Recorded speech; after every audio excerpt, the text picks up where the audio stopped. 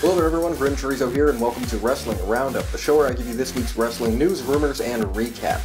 NXT Takeover San Antonio and the Royal Rumble are in the books, so let's look back at some results. At NXT Takeover San Antonio, Eric Young defeated Ty Dillinger. Roderick Strong defeated Cien Almas. The Authors of Pain won the NXT Tag Team titles from DIY. Seth Rollins crashed NXT Takeover and called out Triple H, but was escorted out by security.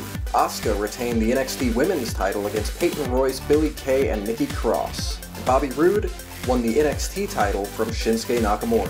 NXT Takeover San Antonio was a great show. I really enjoyed all the matches, and I thought that everything had its place. I thought that Ty Dillinger and Eric Young was a great match. I loved Seth Rollins showing up. Surprised to see Asuka retain the title, but I think that's great. Bobby Roode is now the NXT champion, and it's gonna be glorious. The Authors of Pain winning in dominant fashion, but easily their best match. And Roderick Strong and Cien Almas, probably my least favorite match, but it was still good. Still very good. Now moving over to the Royal Rumble. On the pre-show, Becky Lynch, Naomi, and Nikki Bella defeated Alexa Bliss, Mickie James, and Natalya. Gallows and Anderson won the Raw Tag Team titles from Cesaro and Sheamus. And Nia Jax defeated Sasha Banks. Moving over to the main card, Charlotte Flair retained the Raw Women's title against Bayley. With help from Braun Strowman, Kevin Owens retained the Universal title against Roman Reigns. Neville won the Cruiserweight title from Rich Swann. John Cena defeated AJ Styles to become the new WWE Champion, and becoming a 16-time World Champion in doing so, tying the record of Ric Flair. And the Royal Rumble match was won by Randy Orton. Now the Royal Rumble match was, honestly, I would say it was pretty good. It's just the ending kind of fell flat for me. But let's kind of run down some things that happened. We had Jack Gallagher come out and do some really funny stuff with his umbrella. We had Chris Jericho doing the classic go under the ropes and hide out for almost the whole match. Braun Strowman eliminated 7 people, so he was the dominant guy. You had James Ellsworth come out and not get in the ring, and then Dean Ambrose be like, let's do it, and he throws him in just to get destroyed by Braun Strowman. You had Ty Dillinger at number 10, probably really the only surprise that there was, other than number 30, which was a bad surprise. You had Brock Lesnar clear house. You had Goldberg come out and eliminate Brock Lesnar in like 30 seconds. Undertaker also clear house, which I don't really like how the old guys just go in and get all the eliminations when, guys like Dean Ambrose or Dolph Ziggler or, Bray Wyatt are kind of just tossed out like it's nothing. And then number 30 comes around. You have Undertaker, you have Goldberg, you have all these guys in the ring. Who's number 30 going to be? Is it going to be Finn Balor? Is it going to be Samoa Joe? Is it going to be Shinsuke Nakamura? Kurt Angle? It's Roman Reigns. It's fucking Roman Reigns, who wrestled earlier in the night. With thunderous boos, he comes out at number 30. He eliminates The Undertaker and some other people, and then he's tossed out by Randy Orton. And the crowd cheers for Orton because, well, for one, they like Orton, and 2, it's not Roman Reigns. So I was very, very deflated. Like, seriously, I was so upset that Roman Reigns was number 30. I had such high expectations for and I just wasn't super pumped that Orton won because I wanted it to be someone newer, someone fresh, someone who had never won the Rumble before.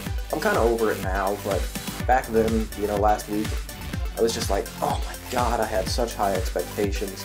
No real big surprises.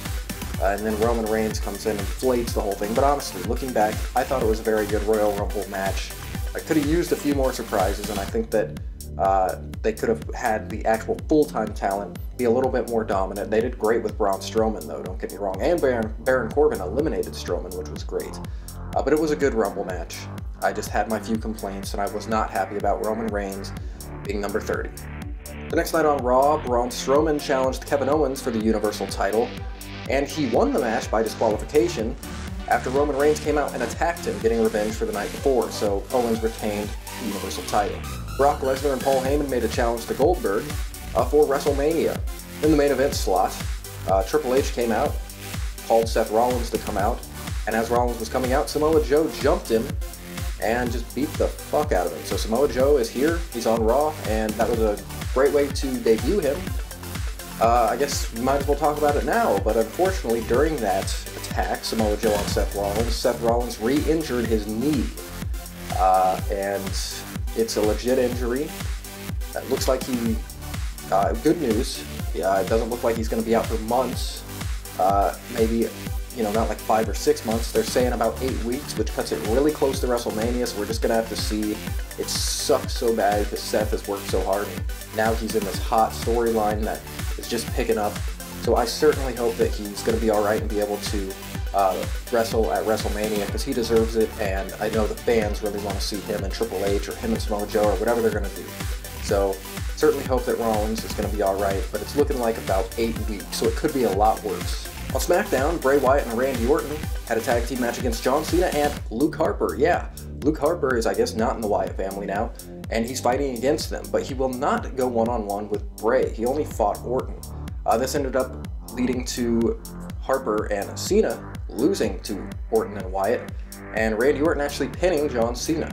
American Alpha issued an open challenge for their tag titles. A bunch of tag teams came out, literally all of the SmackDown tag teams, and they all brawled. And in the main event of SmackDown, AJ Styles defeated Dean Ambrose. So this week it was close, but I'm going to give it to Raw.